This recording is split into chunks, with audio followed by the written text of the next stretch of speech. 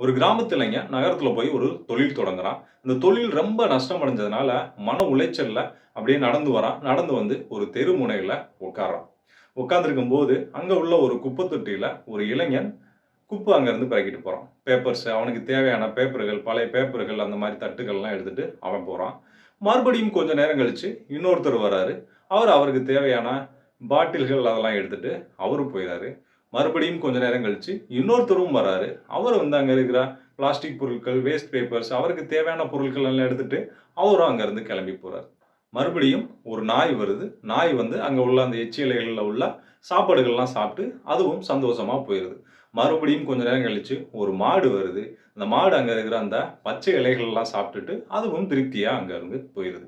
இதெல்லாம் பார்த்துட்டு இருந்தா அந்த இளைஞன் மனசுல ஒரு மிகப்பெரிய எண்ணம் தோணுது.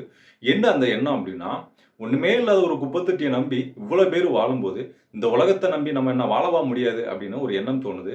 அதுக்கப்புறம் இந்த உலகத்துல நமக்கு தோல்வி அப்படின்றதே கிடையவே கிடையாது. இனி வரும் காலங்கள் எல்லாமே எனக்கான காலம் தான். அந்த காலங்கள் யாவும் பொற்காலமே அப்படின்னு தன்னம்பிக்கையோட தன்னோட தொழில மீண்டும் தொடங்குறதுக்காக அங்கருந்து கிளம்பி போனான்.